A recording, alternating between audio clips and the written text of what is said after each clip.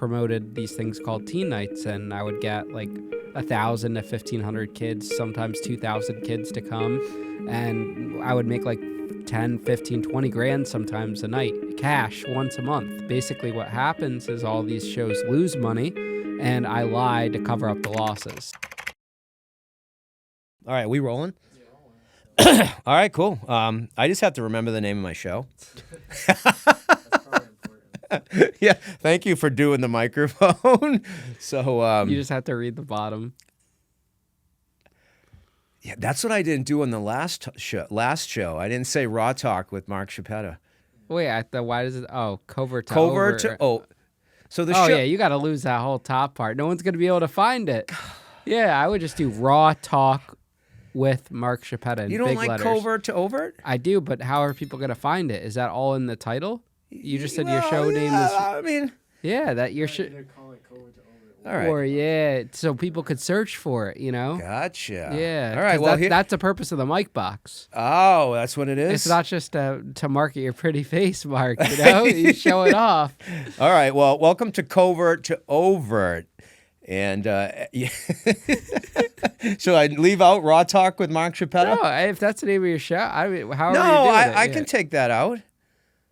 All right. It's up to it's your show, you know. No, I'm just well, saying for the mic box itself, for promoting it for clips, you know. I like Covert to Overt only, and I call it Covert to Overt because, private investigators are supposed to be covert, and I'm very overt.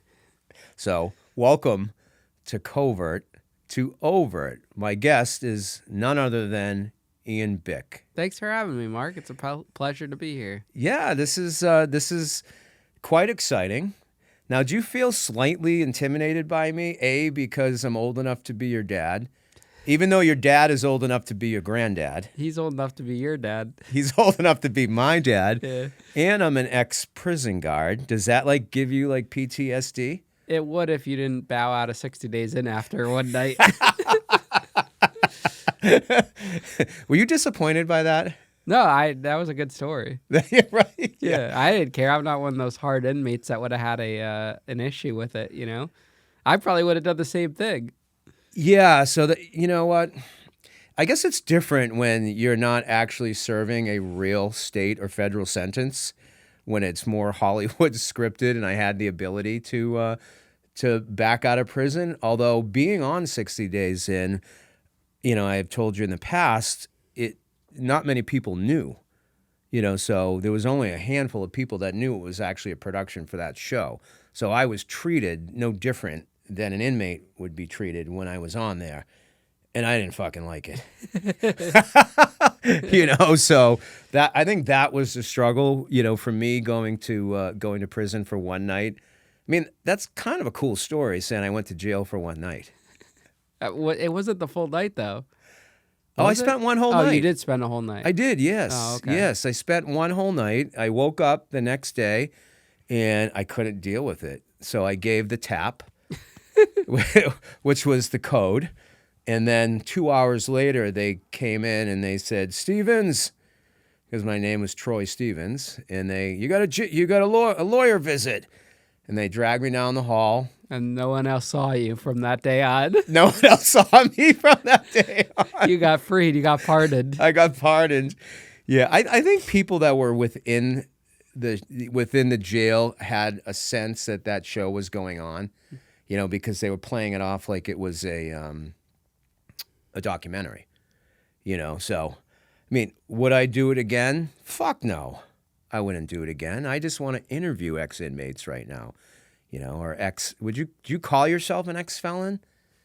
I guess technically I am one, or still a Or is felon. it You're still technically a felon, but to me it doesn't really matter. It's just I'm so numb to it and immune to it. It's kind of like when you say to one of your friends, oh, this is my friend, he's an ex-Marine. And they're like, I'm always a Marine. Yeah, I mean, I don't know. I don't think most people really call me an ex-felon or now. They'll introduce me as like a podcaster or I think it depends on how you rebuild your reputation after that aspect of it. Well, let's explain for the viewing audience that don't know you. Ian Bick is the host of Locked In, which is a very popular podcast now. And I had the honor and the pleasure of being a guest on his show. You were? Yeah. I was one of your better guests on the show. No, you're a good guest. And I kind of invited myself on the show because I kind of do that in life. I think I sent you a message, and I saw another private investigator on there. He was fairly dull. And I think I sent you a message and said, I can do way better than Mark, that guy. you can't shit on another guest, man. That's not nice. They're all good in their own regards. He was wonderful. I'm sure he's a wonderful investigator. He just wasn't as animated as me, and he wasn't as overt as me. He's probably doing his job the right way while I'm doing it the wrong way. But no, I don't even remember who that guest was. People love the PI stories, though. Do they? There's something about it, especially like the cheating or really anything. I have this one clip that goes viral every time about how the guest talks about going to car washes, like how women who cheat or men who cheat will always go to a car wash. Really? Yeah, and he's caught so many cheaters at car washes. And what's the theory behind that? They just I guess maybe if you say you're going out to get a car wash, you kill two birds with one stone. Like you hook up and then you clean up the mess after. Really? So I didn't know if it was more of a metaphor. No, it's like they're taking a actually going to shower, car wash. like taking a shower after you have sex with someone you're not supposed to. So it's kind of a Yeah. You know. Well, if you ask Matty Ice about that, he won't even shower in between. So. See, I've never tailed anyone to a car wash in my career. Why? What do you think is the most common place that I've tailed people to? Yeah. Well, I mean, I don't do a lot of surveillance work anymore. I'm mostly a homicide guy. Oh, excuse me. You know, so it's mostly a homicide guy. Pat on the back. But you know, your typical places, you know, just shady motels, whatnot. You know, I did a surveillance maybe 8 months ago. A woman was out of town, and her husband, she suspected, had a gambling addiction, and he wasn't supposed to be at the casino. But I ended up tailing him to a real shady hotel. And then she wanted a tail on him after he left the hotel. But she also wanted photographic evidence of whoever he was with in that hotel, and we just suspected it was probably a prostitute or someone, because the place was so shady. It probably wouldn't be someone that you would bring someone that you were maybe having a regular affair with. And I tried to explain to my client, I said, he's on the move. He's going. Do you want me to tail him? Well, where's the girl? I'm like, they don't walk out together. You know, she's probably going through a car wash. In the shower, you know. So, you know, that's usually your atypical place, but I've tailed people everywhere. And you're really good because now you're like interviewing me. So tell the listening audience and the viewing audience, you know, about yourself. You're 30 years old. You're the same age as my twins, which is pretty cool. And you started your little venture, you know, and when you do a Wikipedia on you. I don't have a Wikipedia. You don't have a Wikipedia? No. I did a search on you. I would try to get one. They won't give me a Wikipedia. They won't give you a Wikipedia? No, they decline it every time. Is that because you're a convicted felon? No, there's plenty of convicted felons with Wikipedias. Oh, interesting. Yeah, they got Wikipedias for everyone. Well, I Googled your ass, and there was something on there, you know, that said you had multiple businesses and business ventures, and you started at 18 years old. So explain to everyone about what happened with you and what you did and the nightclub that you were involved with and how things transpired with, you know, your brushes with the law. Well, I was in the concert promotion business. As a kid, I started doing teen club nights at a local club called Tuxedo Junction, and we promoted these things called teen nights, and I would get like 1,000 to 1,500 kids, sometimes 2,000 kids to come, and I would make like 10, 15, 20 grand sometimes a night, cash once a month. So that's how I got started. I was in high school, 15, 16, 17 years old. Wanted to take it to the next level and went into the concert business, and I raised money from friends and family to do acts like Big Sean, you know, Tyga, Chief Keef, a bunch of a variety of artists in Massachusetts and Connecticut and Rhode Island, and raise money from friends and family. And basically what happens is all these shows lose money, and I lied to cover up the losses when I should have just said, hey, I lost your money. This is what happened. Instead, I said, no, you made money. And this is 18-year-old Ian thinking, wanting to reserve his popularity and being liked and not wanting to look like a failure. I told people that not only did you get your money back, but you made money. So once you start telling one lie, it goes into more lies until you eventually come clean.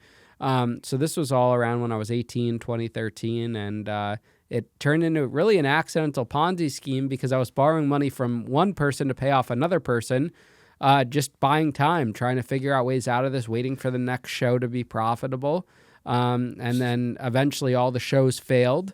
This is over like a 6-month period, and then kids that were owed money started to go to the cops, and the cops started to look at the parents and the kids and everything. And before I knew it, I was indicted by the FBI and IRS when I was 19 in 2015 on 15 counts of wire fraud, money laundering, and making a false statement. So you were essentially kind of robbing Peter to pay Paul. Yeah, I would just say not intentionally. I didn't know. I was just buying time. So there wasn't much malice there going on, and you were, and didn't your legal team just kind of play the whole ignorance type defense with you, that you are young, you are naive, you don't know what you're doing? Yeah, my age was definitely a big part of the defense, and also the greed of the parents. Like you had these weren't grandparents that lost their life savings. These are middle-aged people with some money that are giving 50 grand to a kid, because at one point, to pay people back, we started like this electronics business, and I didn't realize the product was fake at the time. They were like Beats by Dre, and we would say, hey, Mark, give us 50 grand, you get 75 grand back in 30 days, a 50% interest rate. Parents were giving me that kind of money as a kid, and I'm 18 years old. It was nuts. And you grew up here in the Danbury area, right? Yeah, Danbury, Connecticut, right down the road from here. Which is an upper middle class community, right? Yeah, I don't think anyone was necessarily struggling or out on the streets that gave money. It's not like we're talking about millions of dollars or hundreds of thousands. There was one kid that won a lawsuit that gave a couple $100 grand, but otherwise, most people, it was anywhere from say $1,000 to $50,000. So it was kind of buyer beware. Also, you're investing into this, and you assume the risk. Yeah, there was no collateral. I guaranteed them on paper, but I don't know. Like, I'm 30 and I would know better than that at this point, after learning through all this. So, and they also were enjoying the fruits of their investment, I would assume, too, right? A lot of people made money, even to this day, they got to benefit off of it. But as far as going to the club, hooking up with girls, listening to music, a lot of these kids that were helping fund this venture, right? Well, I didn't own the club yet, but we did go to the concerts. Right. I would actually own the club when the case started. That was like my second act to try to pay everyone their money back by owning the club. Did you? Were your parents aware of this? Like I've become somewhat friendly with your father, who seems to just kind of live here in the studio on the sofa. And, and I know he's a busy guy, a businessman, entrepreneur. Was he aware of all this? Was he helping fund some of this? Or no, he didn't really know what was going on until it was too late. I always like to be independent and not tell anyone what was going on. Had you graduated high school yet, or were you a senior in high school? I had just graduated. I was 18. I got indicted at 19, but this whole thing stemmed 6 months right after graduation till halfway through my 18th birthday. What type of a student were you in school? You must have a high IQ. Freshman, sophomore year, I performed really well because I wanted to join the FBI, get into a good college. I wanted to go into law enforcement, and then when I started getting into the entrepreneurial world, I let that all go the wayside, and I was like, school doesn't really matter, college isn't important, and it started to get pushed to the wayside junior and senior year. So, it clearly upped your street cred, and your popularity amongst, kids your age at that point. So you were probably just on a complete high, right? Running these type of shows, doing things that big boy people do at a young age. Yeah, I was in over my head. We really had no idea how to operate a business correctly just from what seen online or just anything. We had an LLC, me and a couple kids, but... So were they co-defendants in this? I had one that was uncharged. He got a sweet plea deal with the feds to get a misdemeanor in the state court, and only like 30 grand of restitution. He didn't turn on testified. you, right? Yeah, he turned on me. He turned yeah. on you. Yeah, but we were equal 50-50 partners. He benefited. I mean, looking back on it, best thing that could ever happen. But yeah, I probably would have won the trial because I went to trial had he not testified, because he went on the stand, lied his ass off, saying, we concocted the whole idea. It was a plan to scam people.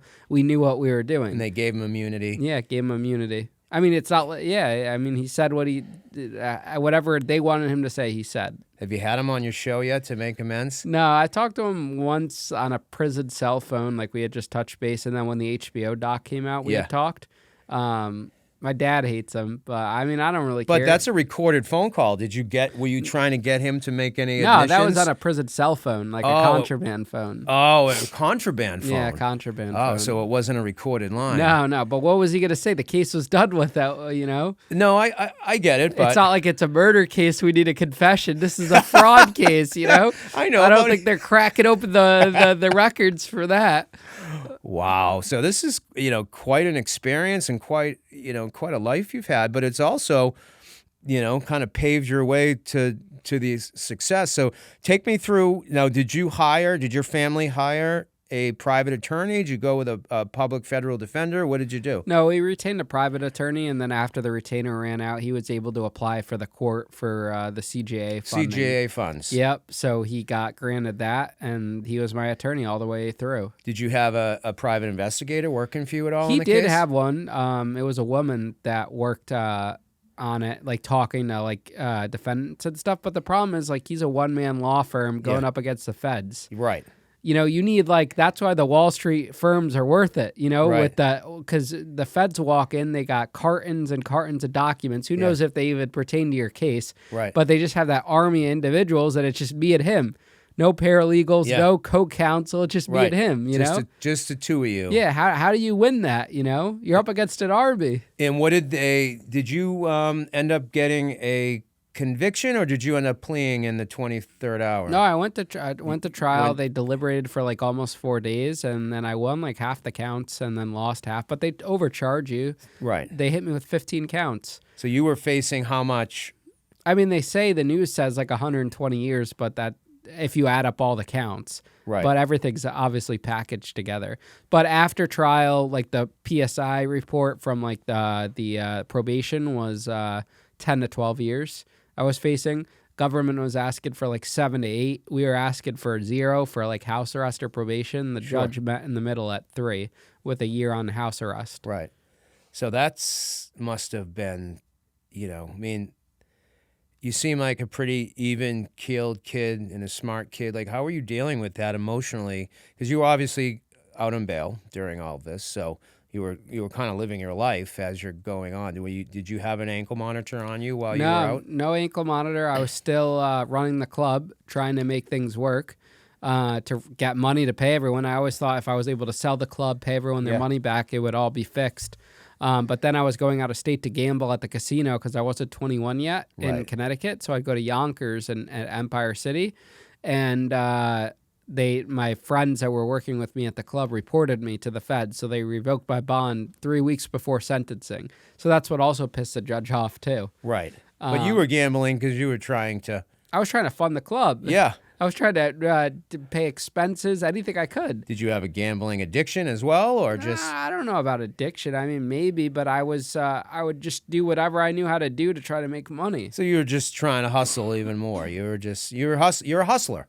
I just saw that as a way. No one was giving me money. Right. I couldn't get any new investors, and I was in a bad spot, and I needed to win money to, that I did what I had to do.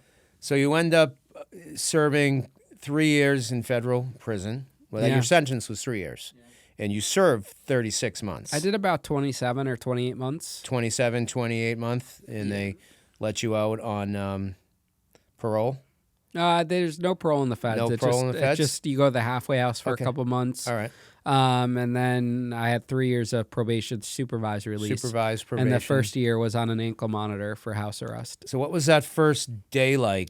Was your first day going into federal prison knowing you could serve up to, You obviously, had good time and you're able to get Yeah, I out. didn't know it. They don't tell you anything about that, you know? Oh, really? Yeah, you don't find out what your actual out date is until Yeah. like you meet with your case manager 30 days Right. in. And by that point, I was already in for 3 months because you don't meet with that when you're in transit or the Right. case manager at the detention center. So you find out all that after. So I had no idea going into it. So, I mean, I kind of feel like we have this special bond since we're both ex-cons.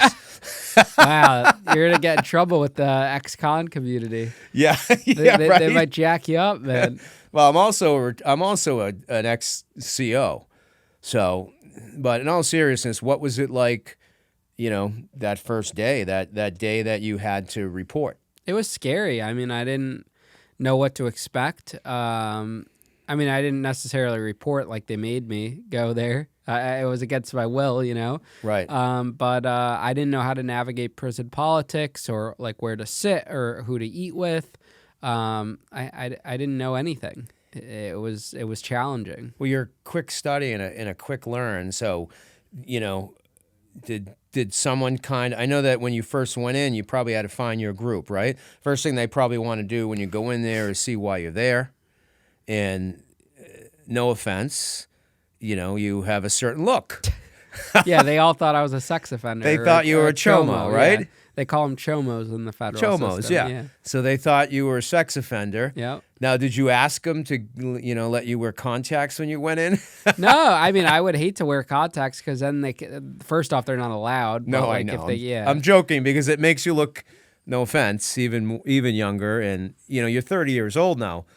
You must have looked extremely young when you went in for I got the baby face. And what was the oldest prisoner that you were in population with? I mean, there's probably 70-year-olds, 80-year-olds, Right, I was young and I was 21. So did someone take you in or see you or, offer you a hand of guidance when you were in there once they knew that you weren't, a sexual offender? Yeah, or? Big Bubba took me right in the shower. Did Big Bubba take you in? No. I had a big bunkie. Actually, it started with a B. It was named Bolo. Big jacked Asian guy. He kind of showed me the ropes, showed me the way. And then I just befriended like people that were like big in, they call them cars, not gangs, in like the low security prisons. Right. Where you run with like people from your state. So I befriended like the New York guys, the New England guys, and helped them out with commissary. Well, that's what I was going to say. You must have had a certain skill set that you were able to quickly realize that you could contribute, to maybe some people to get some protection. I think I just learned, like I have a good personality and I get along with people easily of all different backgrounds. So I think that played to my advantage, getting people comfortable and liking to me. And I just fit in with those individuals. And it wasn't necessarily like I call it paying for protection, but it was like it was an unspoken thing. Like I just helped them out and they looked after me. Would you have like your dad or mom on the outside, put money in the canteen, commissary, however you call it? Yeah, I was always like texting him on my Contraband phone and, telling him to put money on or having him send it to someone else. Well, how did you get the Contraband phone? I bought one. Who came to you? Who approached you? And were you afraid that, because you always have to be afraid that you're being set up or you're going to get caught and then you're going to have added time, for something like that, or you're going to be put in the hole. Like, who came to you and said, hey, we can get you a Contraband phone? And when were you able to use it or act? Were you under your blankets in the middle of the night? How everyone has one, especially when you get to the camp. There's 200 inmates, 199 of them have cell phones. It's nuts. But I remember like I was walking the hallway one day and I go into this room and I just see a guy out on this phone. I'm like, holy shit. Yeah. And then I ended up renting it from him for like an hour. I paid like some mackerels and soups or whatever. Yeah. And rented it because they do like rental plans there. You could rent it from like the Spanish guys and whatnot. And then you ask around and people are selling them. They make you offers all the time to buy one. But, in hindsight, it's easier to rent it because then you don't assume the risk. Right. When you're renting it, they stay outside the room keeping guard. They'll run in when the guards are coming to take it because they don't want their phone taken. But meaning, so I just wrapped up an investigation on a case in Massachusetts where a CO was accused of raping a female inmate.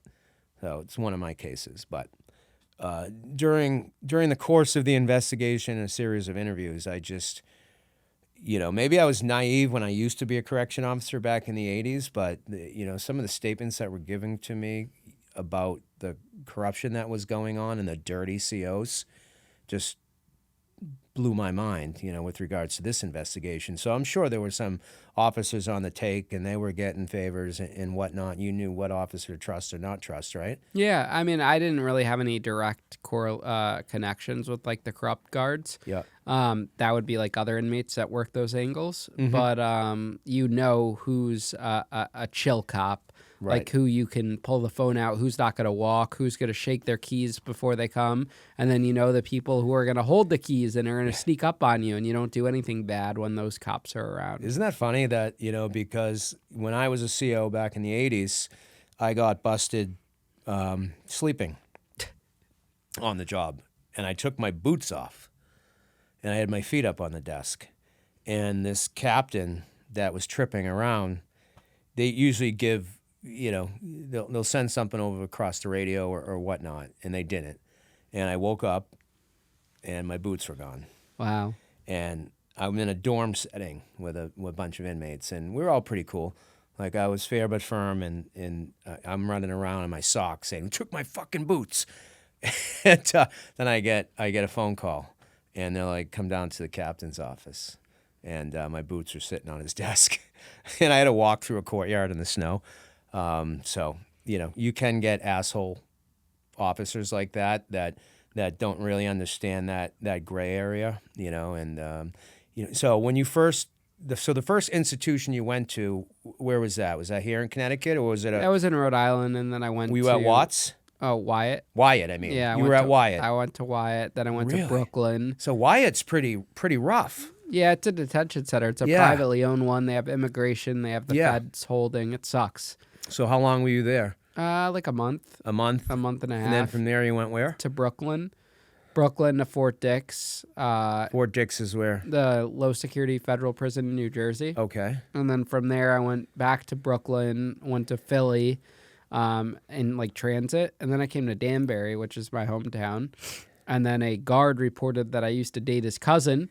Cut it out. Yeah, so they called it a conflict of interest, so they put me in the shoe. For like 3 months, I was waiting in there, 3 or 4 months. The shoe is solitary. Solitary. Yeah, I was in there, and then they made me like the painter because I was just there on an admin hold. So I would paint the cells, and it was like Alcatraz. It was like the white cells, 3 tiers high. And they called me Squints from the Sandlot in there. And inmates would call me McLovin, too. McLovin and Squints. Yeah. That's funny. I was there, and then you would only get like visits once a week. You're in a cell all day. No rec on the weekends, 3 showers a week. It's tough. How did you keep your mind in check? Because that one night in jail for me, I was losing it. How did you keep yourself sane? What did you have to do to condition your brain to be able to, to handle being, in lockdown? I read a lot. Reading was really good. Yeah. I read like in solitary, I read like a book a day. Really? A lot of memoirs, a lot of nonfiction and fiction too. I like The Hunger Games, Harry Potter, James Patterson, John Grisham. So I read a lot. And that those got me books, so they were supplying you those books, or did you have your... Yeah, they have like a book cart, and then also my parents were able to like Amazon you books, but Right. it's not... Overnight delivery turns into like 4 or 5 days Right. with the feds. But yeah, they would read, or I would read books. I did a lot of that. And then I got shipped from here out to Wisconsin, Oxford, Wisconsin. So I went on Con Air, went to Oklahoma, Chicago, and then to Wisconsin. I spent a year at the camp there. The camp was cool. Camp was really cool. 27 months, Con Air. We many of us have seen... Great movie. Yeah, many of us have seen that movie. I used to watch it all the time as a kid. Right, that's with, let me say... Nicolas Cage, Danny Trejo's in it too. Nicolas Cage, but isn't the James Bond in it? The old James Bond?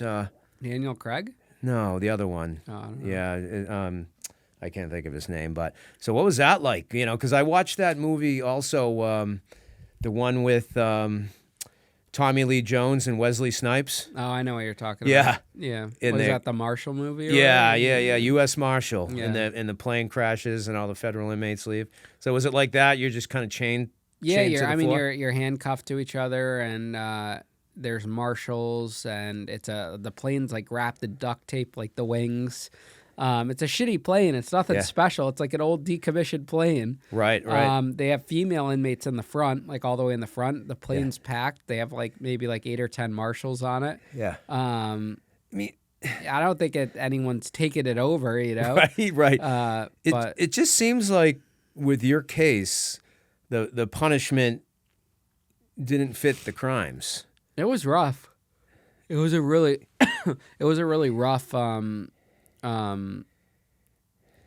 don't know. I think it was just it was too much time given for that offense, especially when you see. I'll read cases all the time. People in Connecticut, sex offenders, they get Right. 2 or 3 years. I'm like, Right. what the fuck? Well, if you had lived in, well, it's federal. I'm thinking state. Yeah, if I got a state case you in got a Connecticut, state- I would have gotten Yeah. accelerated rehabilitation Right. case thrown out after a year and nothing on my record. Oh, restitution. That's it. But in hindsight, you probably look back now that these are probably some fond memories, right? In a way. Yeah, I mean, I built a platform off of my experience in prison. Right. So if And I didn't go to prison, I mean, we wouldn't be sitting we here. wouldn't be sitting here talking right now. And what about the stress it put on your family and your mom and your dad? Your dad seems pretty chill, but I've never met your mom. But that must have been insane for them, to have their baby boy, serving federal time. Was that a struggle? It was hard for them, especially for my parents too, coming to visit, and then also just being looked at in the community, Right. as the parents that have a kid in prison, and they're like outcasts. Right. And you were high profile. You're probably all over the local news, right? Yeah. Mm-hmm.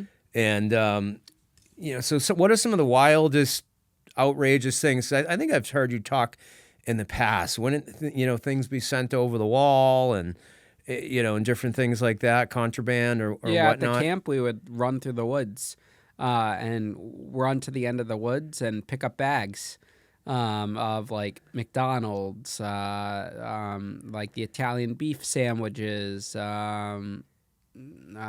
protein powder, sneakers, candy, anything we wanted. And we would just run it back into the camp and divvy it all up. You'd put like protein powder in creamer bottles. We'd wrap like cheeseburgers in foiled, get rid of the wrappers. Guys were drinking like on the weekends. They would do alcohol checks sometimes. Like they would call your name for a breathalyzer. You'd see guys go the hole all the time in the shoe for that. But there was a lot of contraband. Everyone had phones, So it wasn't like serving hard state time. In the low, it's a little bit harder, but even still, it's got to like the hood. It's different. But in the camp, no, that's totally different experience. There was 4-man bunk rooms, but there wasn't that many inmates, so there was like 2-3 max in a bunk, like in a 4-man cubicle. We played softball, we played basketball. It was very chill. Like Yeah. we worked out, we walked on the track for hours. The food was good. But 27 months, that's and I joke and make light about my stupid television experience, which is I could never imagine. I worked 5 years as a correctional officer in a medium security prison, and I got to go home every night. I think if you do a 20-year career in a prison, it's like serving maybe an 8-year sentence or something if you add all the time up. But I can't imagine you have to have a lot of internal strength and the ability to be very creative in your mind, and the ability, like you said, you're a personable kid. Do you, crazy as it sounds, but they're like college buddies. Like, do you stay in touch with any of your old cellmates? Yeah, a bunch talked to me on social media, and I've interviewed a couple. Have you? That I was in prison with. I went to one's wedding. Really? Yeah. You stay in touch. I mean, it's like you form close relationships. And what were they in for? If you're allowed to say? A lot of people are in for drugs. a lot of the people I'm friends with or encounter, a couple fraud guys, but Right. I mean, a lot of the fraud people have genuinely done it. Like they, Yeah. they actually defrauded people. Right. But yeah, mostly drugs, I would say, is the biggest one in the feds.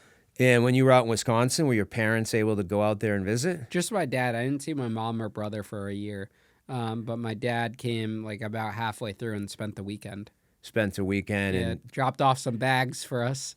was he one of the guys? He's a caterer and makes food. Was he one of the guys chucking it over the wall? No, I mean, there's no fence or anything. Oh, but- there isn't? No, not at the camp. But he left a bag for us at an inmate that had snuck out and went to the local hotel to go hook up with his So your wife. dad was pulling a crime also? I mean, and the statute of limitations. Yeah, is gone. well, I know the statute of I mean, limitations are up. technically, he didn't do the crime because he just left it at a random guy's car. Yeah, you know, right. He didn't know. Off ground, so he Off didn't do a ground. crime. Were But they- the guy that was actually bringing it back over, he's the one. He's the criminal. He's the criminal. Your dad's just kind of a. He's just dropping off a bag of goodies to Yeah. someone outside the prison. Is it shit that he like cooked and baked? No, we had to get McDonald's. I'm like, you got to take the burgers out, put it in tin foil so we don't have McDonald's wrappers. You got to do X, Y, and Z. What did you crave the most when you were in there? What were you looking forward to the most when you got out? I mean, you could pretty much get everything.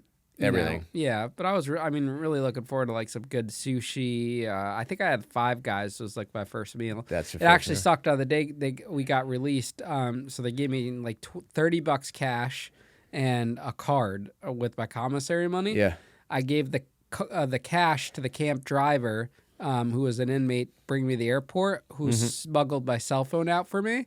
And that was the trade because they search you on the way out, which is silly. Like, why do they search you? Right. And then I gave him the cash thinking the card would work. The Yeah. card didn't work for 2 days after. So I was at the airport starving, Yeah. just out of prison, wanted to get something. I had nobody, not even Yeah. a cent to my name. Nothing. Had nothing.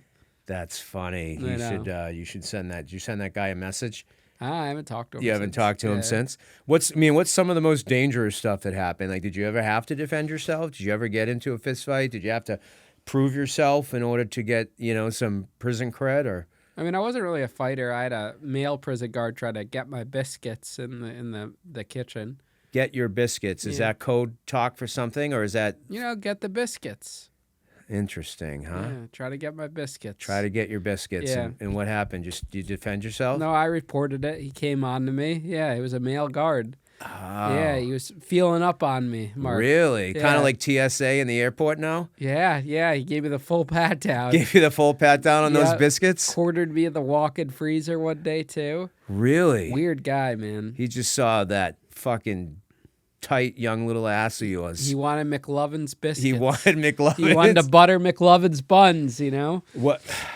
I mean, all right. Well, when I was a prison guard, You wouldn't do that to people, or you would? no, I wasn't grabbing anyone's biscuits. No, You weren't putting them into the oven? no, I wasn't putting them in the oven. But I did catch a lot of people having sexual relations within the jail. But the way they would do it, that would make it not gay, would be to put a centerfold over someone's back. Are you visualizing it? What's a centerfold? You don't know what a centerfold is? Like the towel? No, no. You ever look at Playboy I mean, magazine? Oh, you're the internet era. Yeah, we got porn. We got Pornhub, man. We You don't had use Pornhub Playboy. in there? Yeah, we go Oh, on Pornhub. You go in the stall. See, I mean, some guys would have magazines, but no, you got Well, the that's a contraband phone. centerfold of a magazine. It's both sides, and it's a full-on woman. Okay. And you could take the centerfold out, and the guy would get down on all fours, and they'd put the centerfold on the small of the back, have sexual relations because they're visualizing a female. Oh, this is gross, Mark.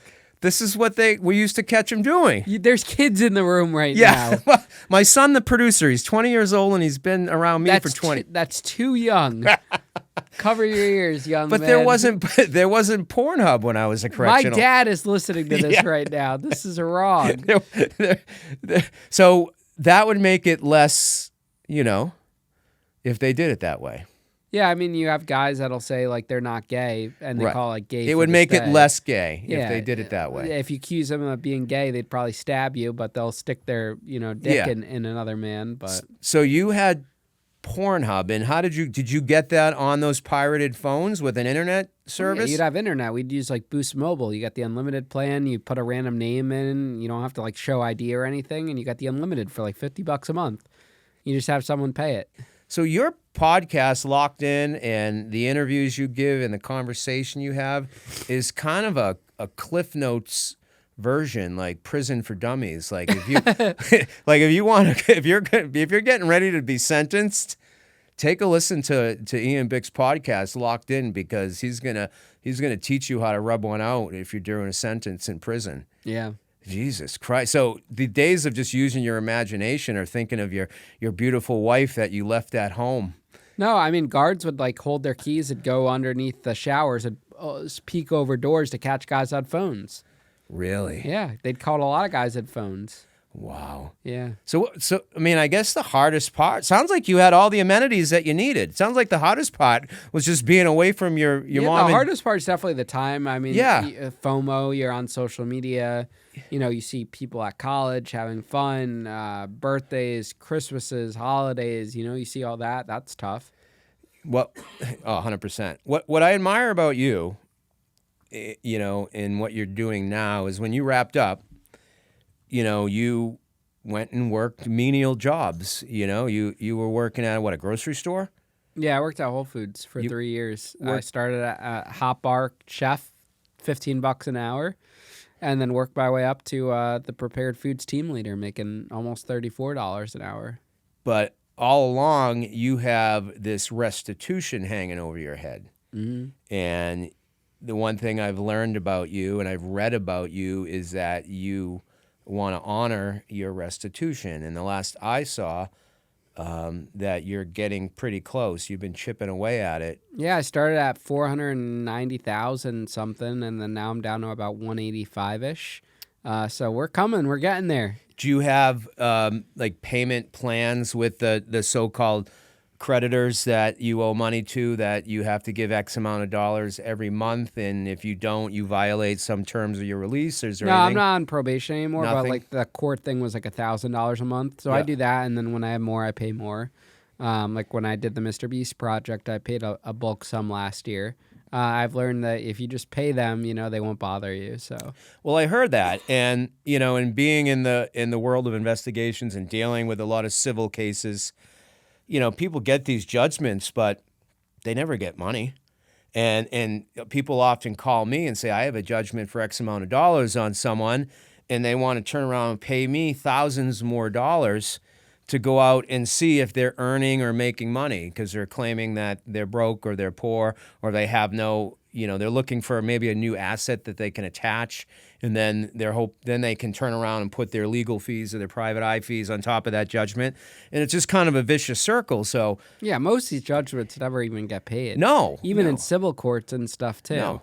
And here you I mean, are. look at like the Alex Jones thing. That's interesting to watch. Like how they sued him for hundreds of millions of dollars or whatever, and there's just fighting over his business. Look they have that judgment, and they're still having trouble take over the business. Right. So it's just a never-ending door, But here you are a willing person. You're willing, and you want to pay these people back. If it takes you 10 years or 20 years, and I've read, I don't know if it's true or not, and you may not be able to comment on it. Is there some litigation going on with certain people in your life right now because of your recent success? I mean, it's an active case, so I'm not going to You talk can't. about Well, that's it, what I but- figured. You can't talk about but it. it's just, greedy old business partners. Right. Yeah, that's what I had read, and which takes me to it, and then I want to talk a little bit about your reentry stuff and what you're doing with people, which I think is amazing. But two things. So you get approached by a production company for the HBO Max Yeah, show? this was when I was still at Whole Foods. Yeah. And that had came out, and that was actually my whole story up until prison. It ends with me like just getting out of prison, but we never talked about prison. Right. But I did that, and thought that was gonna like blow me up next level. Yeah. I got maybe like 1,000 Instagram followers, Then I did a Vice documentary that got like a few million on YouTube, Right. but that didn't do anything. But there was no garnishing of any of your wages or anything that you were making from an HBO series. I assume you got No, that I got paid like a few $1,000s that went to restitution. It's not life-changing money. And then Vice, I got paid nothing. I think gas money and parking. But MrBeast is somewhat. I mean, I wouldn't say it's life-changing money. It's a year's salary for most people, but how were you approached by MrBeast? He's obviously wildly popular. I didn't know who he was until I asked my son Max, the producer of Covert to Overt, who he was. Yeah, I mean, his casting team reached out to me, and they don't tell you anything. I didn't know it was a prison video going into it. I didn't know it was prison until the day of filming. It's not. Oh, you didn't? No, I didn't sign a contract saying this is a prison video. Would that have changed your mind? No, I mean, I think the only reason why I said yes was because I had enough episodes. It was a question of, do I have enough episodes for my podcast to continue to put out while I'm gone?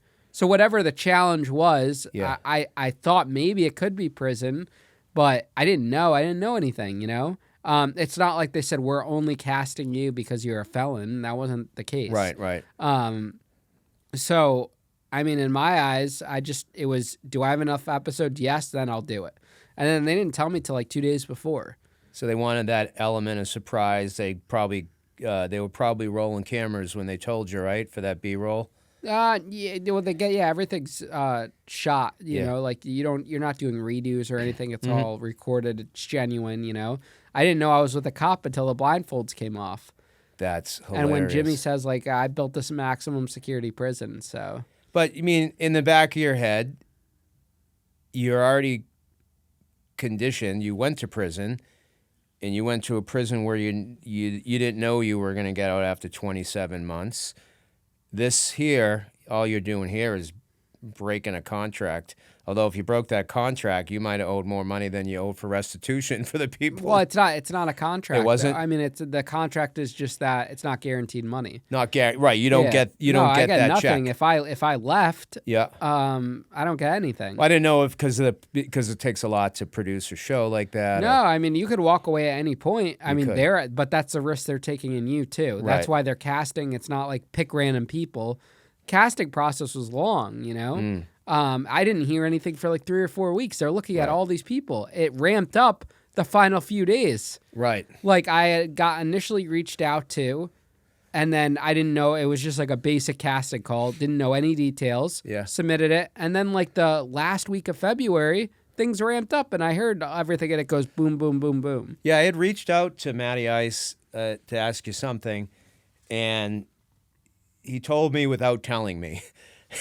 So I kind of read between the lines. I'm like, I bet you he's doing a reality show somewhere because you can't say anything. Yeah, everyone thought I was at 60 days in. Oh, they did? Yeah. That wouldn't work, though, because people know your face already. Yeah, I think I'm too widely known to go on 60 days that could have in. gone awfully bad. You could have got hurt. It also probably I wouldn't have left if they only offered me, say, 60 grand or whatever it was. Yeah. That would have been low. They offered me 30 grand for 30 days. Yeah, that's not that good. No. 1,000 a day. It's something, but it depends on what you have going on in your life. Right. So, like, for me, I just knew that MrBeast normally does big prizes for a 100-day type video. So did you know the amount of money that you were going to get? I just guessed. Because his videos are normally like 500,000. Right. But I literally knew nothing going into it. Which was the purse, but you split that with the cop. Yep, split that with the cop. I walked away with 240,000. How did it work with him? Did you guys have a feeling out process? Did he have any bias towards you? Did you have, obviously if he agreed to go on a show like that, he had some kind of creative flair to him. You know what I mean? So it might be someone you connect with on an emotional level. Yeah, but he started good at getting into content himself a little bit before. Now he does it a lot. Yeah. But yeah, I mean, I get along with pretty much anyone. It's no not like conflict. He's a How dick. long were you there? 100 days. 100 days. And there was no conflict between? No, anything that was like on the video was like dramatized, but yeah, we were good. I mean, he snored a little bit. But Were they sneaking you porn in for you guys? no, I had no phone for 100 days. So you're used to being in prison with an illegal That's why burner this was phone. harder, because there was Yeah. no contraband. I didn't get a book till day 30. Cut it out. No books. So what did you guys do? We wrote in our journals they gave us. We sing songs? Yeah, and... we played chess a lot. It was bad. Wow. We made a chessboard out of like soap and shit. Right. Yeah. So you had to really get to know each other really well. Worked out a lot. Did he know who you were? He had seen a couple of my clips from other people, but he didn't like know me. He didn't understand my platform until he got out, and he's like, "Wow." Or his family told him when he got the visit, who I was. But What a really cool experience for you, though. that's right? like a once in a lifetime experience. That's something I'll never do again, but it was really cool to do. And I won a lot of the money to pay restitution. And Right. I hope you kept some for yourself and No, bought I your didn't. beautiful girlfriend a necklace or something. No, I paid $150 to restitution. Then you got like taxes and tax bill for last year's deep. So But the additional followers and yeah, I mean, it doesn't really do what you think it does. No? I probably went up like 20,000 subscribers on YouTube, that's it.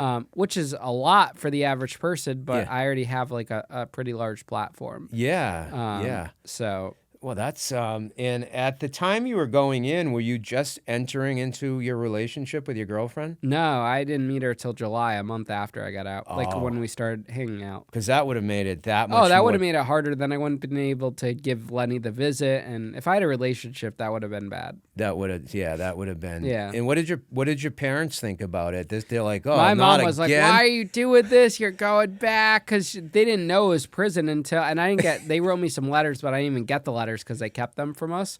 My dad came to visit us on day 50. It was probably traumatizing for him because he's flying to another state to visit, and he didn't even get to see me. Yeah. So he was pissed. But I mean, it's TV shit, like that's all part of it. They got to play it up. But he was like, I came out all the way here for nothing. But yeah, my mom was. She was like, "Why are you doing this again?" But she said that when I quit Whole Foods, and looked how that turned out. Right. So, Right. Were you like taking the soap and putting a line on the wall or something so you could count your days, because it probably all blurs out, right? Yeah, on day 30 or 40, we went to like the commissary store and we bought like Sharpies that we were able to have. So we did that. And then, we were just screwing around and we played basketball. We wrapped the saran up from our trays, saran wrap, to make a basketball and a ball. And How about wrestling matches? Like, what if he was like a jiu-jitsu guy? We didn't wrestle, but yeah. It was quite the experience. Used a little toothbrush for 100 days. Little toothbrush for 100 days. That's that freshman shitty toothpaste. That's wild. It was quite the experience. My kids are gonna have fun watching it one day. And what was it like when it was over? Was Good. it like a celebration? It's like getting out of prison again. Right? Yeah, it's like getting out of prison again. That is freaking amazing. All right, before we wrap up this interview, and again, I'm very grateful for you, coming on and talking to me with the roles kind of reversed. Tell us a little bit about what you do. Kind of your pet project now is like helping out. You're going and speaking at jails and reentry into society, because I think it's a huge thing, and I see it with my clients. Trying to get back into society and not be judged and be able to work and earn. And a lot of them can't, so they just go right back to what they were doing initially. But what's your whole passion about that? So whenever, someone invites me to speak in a prison, we happily go. We don't get paid for that. We cover our own travel, and I share my story to give hope to guys, because when I was in prison, I didn't have that. So I just telling them about my upbringing, going to prison, and I mostly focus on rebuilding after prison and what that could look like. Mm-hmm. And that's inspirational to a lot of these guys. So that's kind of like my give back work. Have you thought about making it into like a 501c3 or? No, I don't think so. It's not. I'm not at that level, or it's a lot of work, additional work. I'm focused on my business and podcast. Right. But whenever someone asks me to speak, I happily speak. And they must love your stories. They must. Yeah, I mean, a lot of the officers now watch the podcast, and It's something different. It's a different speaker than what you're used to, which I Right. think is cool. Are you doing it in both state and federal prisons? I'm not in the federal yet. I'm working on getting in there, but I'm doing states. Is it because of There's just a long approval process, so right? I'm connected with the right people, and they're trying to get me in the door there. You would think they would want you. You think they'd move that process along because I mean you are a success story. You are someone that paid your debt to society, even though they probably overcharged you 100%. But you're also paying back your restitution, which I said is extremely honorable. What's next for Ian Bick? Where do you want to go? I know you probably have to be a little smarter now. Like there's probably more con people coming at you now than when you were dealing with, the shit you were dealing with when you were 18 years old. Everyone's always pitching a scam. You should see like a lot of these guests will have like a nonprofit they want you to, donate to or things of that nature. Everyone's kind of working an angle or a scam. Of course, because we live in a world that everyone's just trying to fuck everyone over. Yeah. But what about like creatively? I know you're growing your platform. Is it something you're taking your show on the road a little bit, talking at prisons, but are you looking to maybe develop or get involved in TV or maybe a series or something? We're pitching a couple like spin-offs of Locked In right now, but the TV world kind of sucks. It's a just, spin-off like Covert to Overt? No. Raw Talk with Mark Chauppetta, PI? No, not spin-off like that. Oh. Just different directions to take Locked In for Right. like a TV network type thing. Right. So we're doing different things, but that process is really slow. And otherwise, I'm just all in on the podcast. That's all I'm focused on. You're 30 years old. You're killing it. You're doing great in life. I got to meet your girlfriend today, Letitia, for the first time. She's absolutely lovely, and smart. So like She's a good egg. Yeah, you're like fucking Charlie Sheen, man. You're winning. It's coming together. You get that tiger's blood in you or something? Is that what it is? I don't know what it is, but it's coming together one day at a time. Yeah, I kind of look at you like you're, like one of my adopted children or something. I mean, I can see somewhat of a resemblance. I mean. The hairline could be going eventually, right? No, I'm super proud of you. You're doing great. I think you're a very positive person for what you've dealt with, and you've built such a great community here. And anything you want to ask me before we wrap this interview up? Just don't take my biscuits, Mark. What about the gravy? Did that come with the biscuits? No gravy. No gravy? No gravy. All right. Well, I appreciate you having me on the show, Mark, and I wish you the best in your podcast success. I appreciate you having me also. Thank you. Yep, of course. Cool.